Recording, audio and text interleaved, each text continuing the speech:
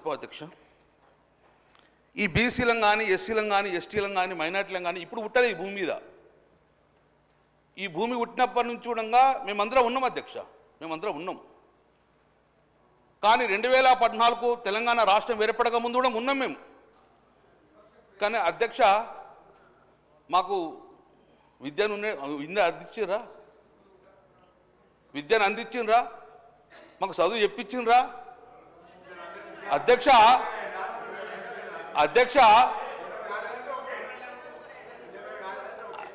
అధ్యక్ష నేను తమరు ఓలేపినా ఈ రన్నింగ్ కామెంట్ చేస్తా అంటే నేను కూడా చేస్తా అధ్యక్ష. ఇక ఓలేపినా మాది విమర్శగా భావిస్తే మేము అట్లా మాట్లాడదు అధ్యక్ష, నేను అట్లా మాట్లాడలేనుగా నేను. అధ్యక్ష మేము ఇచ్చేది సూచనలు తీసుకోండి, వ్యవస్థను మార్చే ఉద్దేశం ఉండి మేము మా బిడ్డలను మా భవిష్యత్తుగా భావిస్తున్నాము, మీరు భారంగా భావిస్తున్నారా అదే చెప్దామని మేము. అధ్యక్ష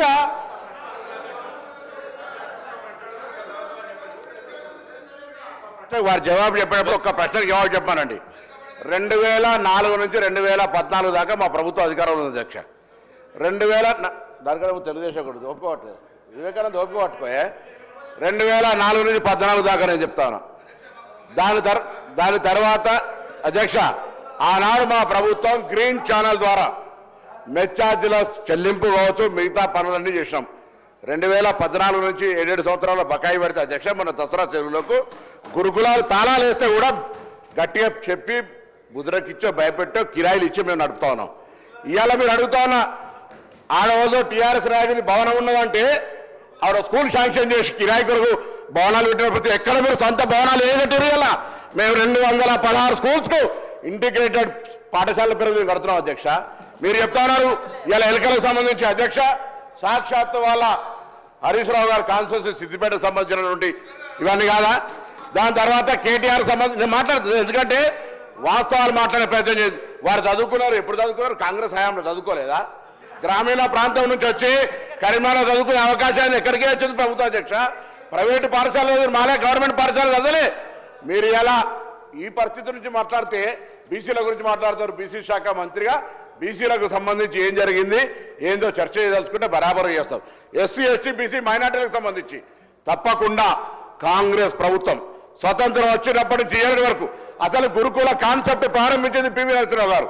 గురుకులాల కాన్సెప్ట్ తెచ్చి ఇవాళ ఈ రాష్ట్రంలో ఉన్నటువంటి తెలంగాణ పబ్లిక్ సర్వీస్ కమిషన్ చైర్మన్లు పాత ఆయన కావచ్చు, ఇప్పుడు ఉన్నటువంటి ఆ మహేందర్ రెడ్డి గారు కావచ్చు, బుర్ర వెంకటేశ్వర గారు కావచ్చు, ఇవాళ మన ఆర్థిక శాఖకు సంబంధించి వచ్చినటువంటి ఒక ప్రొడక్ట్ రామకృష్ణారావు గారు. అందరం గవర్నమెంట్ పాఠశాల అధ్యక్ష, మీకు ఏం తెలుస్తుంది? కలుపు వాళ్ళ గవర్నమెంట్ స్కూల్లో చదవలే. మీరు బీసీ ఎస్సీ ఎస్టీ హాస్టల్కి సంబంధించి చదవలే. మంత్రిగా ఉన్నారు హాస్టల్కి సంబంధించి ఇప్పుడు ఒకట ఎవరెస్ట్ నుంచి దాఖలాలు అవ్వటమట. ఈ పేపర్ కటింగ్స్ మీకు పంపిస్తే అధ్యక్ష ఒక్కొక్కటి చెప్పదలుచుకుంటే గంట సేపు చెప్పగలుగుతాం. ఇవాళ మీరు ఒక సొంత భవనం కట్టకుండా, ₹1 మెచ్చార్జీలు పెంచకుండా, ₹1 వాళ్ళకి ఇయ్యనటువంటి పరిస్థితులలో ఉంటే క్వాలిటీ లేని ఫుడ్ మేము ఇవాళ నేమ్స్ లాంటి హాస్పిటల్ నుంచి డైటీషియన్ల దగ్గర సలహా తీసుకొని ఆఫీసర్లంతా ఎస్సీ ఎస్టీ బీసీ మైనార్టీ వేరు కాదు, నలుగురు కూర్చొని ఒక మెనూ తయారు చేయాలని రాష్ట్రం మొత్తం ఒక మెనూ ఇచ్చి వాస్తవాలకు దగ్గరగా ఉండే విధంగా చేసినాం. గుడ్డ ₹5 ఉంటే ₹3 మీరు టెండర్ ఇస్తారు. ఓ పద్ధతి లేదు, సప్లై ఏమవుతుందో తెలియదు. ఇవాళ మీరు బట్ట కాల్చి మీద వారేసి విద్యార్థుల పేరు రాజకీయం చేస్తారు. మా ప్రభుత్వాలు అడిగింది మీరు ఎప్పుడైనా మీ పార్టీ తరఫున సంబంధిత శాఖ మంత్రిగా ప్రభుత్వానికి ఈ అంశాలను సరిచేయండి, మేము చేయంగా కొన్ని మిగిలినాయి అని ఎప్పుడన్నా సూచన చేశారు అధ్యక్ష? రాజకీయం చేయొద్దంటారు, వారు రాజకీయం చేసుకుంటూ దీని వెనుక కుట్రకోణంగా ఉన్నటువంటి పరిస్థితి. నిన్న కూడా శాసనమండలి చర్చ జరిగింది. కొంతమంది గతంలో తిష్ట వేసుకొని కూర్చున్నటువంటి వాళ్ళు ఇలా సంస్థకు చెడ్డ పేరు తేవడం ద్వారా ప్రభుత్వానికి చెడ్డ పేరు తెచ్చేటువంటి కుట్ర జరుగుతోంది అనేటువంటి అంశాన్ని కూడా మీ ద్వారా సభ దృష్టికి తీసుకొస్తున్నాం. ఏం మాట్లాడుతూ ఉన్నారు? రాజకీయం కాదనుకుంటేనే అసలు ఏం చదువుకునే అవకాశమే లేదు. గతంలో చదువుకు సంబంధించిన ఇన్ఫ్రాస్ట్రక్చర్ క్రియేషన్, చదువుకు సంబంధించినటువంటి విద్యా హక్కు చట్టం అనేక రకాలుగా ఈరోజు మేము దేశంలో 100 మంది సీఓలు ఉన్నారంటే ఆనాటి నెహ్రూ గారి ఆలోచనకు అనుగుణంగా ఇన్ని విద్యాలయాలు ఏర్పాటు చేస్తే మీరు ఏం చేశారు చెప్పండి? ఊరికనే మాటలు ఒక వైస్ ఛాన్సలర్ వేరే, ఒక టీచర్ రిక్రూట్మెంట్ చేయలేకపోయారు, పెద్ద పెద్ద మాటలు మాట్లాడుతూ ఉన్నారు. ఇది పరిస్థితి. దయచేసి వాస్తవాలను మాట్లాడమండి, సద్విమర్శ చేయమండి. ప్రభుత్వం స్పీకర్ సార్ స్టార్ట్ అయ్యి 1 మినిట్ అయింది, 1 నిమిషం మాట్లాడినాం. నాకు అరగంటను 40 నిమిషాలు టైం ఇచ్చిండ్రు. అరగంట 45 నిమిషాలు ఎన్నిసార్లు ఎత్తురో తెలియదు. మీరు 2 రోజుల ట్రైనింగ్ పెట్టిండ్రు.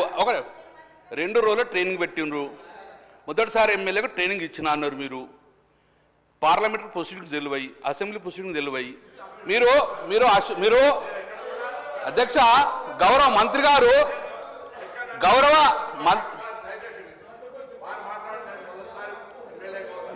నాకు సంస్కారం ఉంది. నాకు నేను ఎక్కడ కూడా అన్పార్లమెంట్, దయచేసి అసెంబ్లీ అఫేర్ మినిస్టర్ కూడా రిక్వెస్ట్ చేస్తున్నా. నేను ఎక్కడైనా పొరపాటు మాట్లాడి మీరు సభాధిపతి నిర్ణయం తీసుకోవచ్చు, నన్ను బయటకు కూడా పంపండి. వారు మాట్లాడింది నన్ను ఆ ఉద్దేశంగా మాట్లాడితే మొదటిసారి ఎమ్మెల్యేకి ఏం తెలియదు అన్నట్ట, అజ్ఞానంలో అన్నట్ట, జ్ఞానం లేదన్నట్టుగా ట్రైనింగ్ రాకుండా మీరు మాట్లాడుతున్నారా? ఇలా ఏం మాట్లాడుతున్నారు అధ్యక్ష?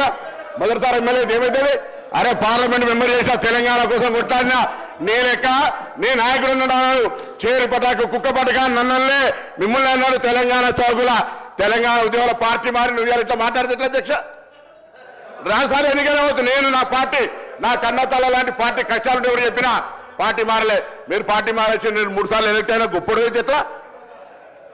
ఏ పర్సనల్ ఇష్యూ నా గురించి మీరు పర్సనల్, నువ్వు కూడా మొదటిసారి అయినావు.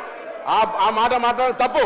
మొదటిసారి ఎమ్మెల్యే అనేటువంటి మాట దయచేసి అధ్యక్ష అది వాపసు ఇవ్వాలి, రికార్డులో తొలగించారు. నేను మొదటిసారి ఎమ్మెల్యే అనేది మాత్రాన ఎక్కడైనా అన్పార్లమెంటరీ ఒక మాట పొరపాటు మాట్లాడితే నాకు ఏ శిక్ష నేను అనుకుని దయచేసి ఇది మీరు నిర్ణయం చేసేది నేను కోరుతా ఉన్నా. నేను గౌరవ సభ్యులు కమలాకర్ గారికి తెలియదు కదా అధ్యక్ష.